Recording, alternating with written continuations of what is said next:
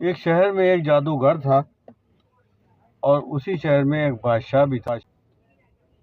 بادشاہ کو جب یہ بات پتہ چلی کہ اس کی ریاست میں ایک جادوگر ہے اور بہت پہنچا ہوا جادوگر ہے، تو بادشاہ نے اپنے وزیر کو حکم دیا کہ اس کو میرے سامنے پیش کیا جائے، میں بھی دیکھوں گا اس کا کچھ کمال۔ جب وہ آیا تو بادشاہ بولا کہ تم ایسا کیا کر سکتے ہو جو دنیا سے نرالا کام ہو اور دلچسپی کا باعث ہو؟ اپنا کوئی ہنر، اپنا کوئی جادو مجھے دکھایا۔ کچھ پڑھا اور اس کے بعد بادشاہ کے کپڑے اتر گئے اور بادشاہ برہنہ ہو گیا۔ بادشاہ کو غصہ آیا اور بادشاہ نے کہا کہ یہ تم نے کیا کیا؟ 7 دن کے بعد تمہیں پھانسی کی بیوی نے جادوگر سے کہا کہ یہ تم نے کیا حماقت کری ہے، تمہیں 7 دن کے بعد پھانسی ہو جائے گی اور تمہیں ایسا نہیں کرنا چاہیے تھا۔ اس نے کہا تم انجوائے کرو، 7 دن کے بعد پھانسی ہوگی، ابھی تو نہیں ہو رہی ہے، تم آج کل اور 7 دن تک انجوائے کرو، اس کے بعد دیکھیں گے۔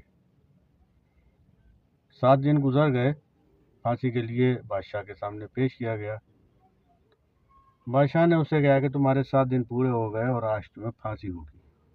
وہ کہنے لگا سرکار پھانسی مجھے قبول ہے، لیکن میں ایک گھوڑے کے اوپر جادو کر رہا ہوں اور اگر وہ جادو میرا کامیاب ہو گیا تو وہ گھوڑا اڑنے لگے گا، اور اگر آپ نے مجھے پھانسی نہیں دی تو وہ گھوڑا میں آپ کو تحفتاً آپ کی خدمت میں پیش کر دوں گا۔ بادشاہ بہت حیرت میں ہوا اور اس نے کہا کہ اچھا چلو ٹھیک ہے، ہم اس کو 1 سال تک رعایت دیتے ہیں، اگر 1 سال کے بعد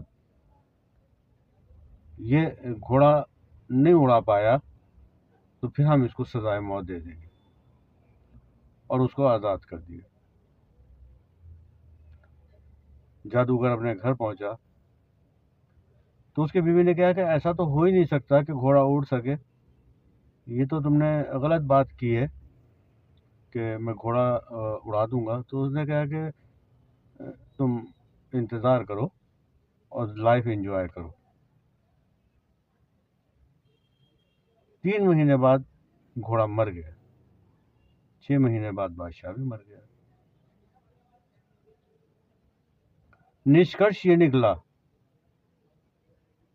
لب لباب یہ ہے بات کہنے کا کہ ہمیں آج کی پریدی میں رہنا چاہیے۔ وقت منٹ بھر میں بدلتا ہے، قسمت کا کچھ نہیں پتا کہ کس موڑ پہ کب کروٹ لے لے اور برے دن ٹل جائے۔ لہذا ہمت سے کام لینا چاہیے، مستحکم رہیے، مستقل مزاجی سے رہیے اور اندیشوں سے بچیے، اس لیے کہ کوئی بھی اندیشہ آنے والا کل آپ کو معلوم نہیں ہے، اس کے بارے میں نیگیٹو نہیں سوچیں، اور جو کل گزر گیا اسے آپ واپس لا کے درست نہیں کر سکتے، وہ گزر چکا۔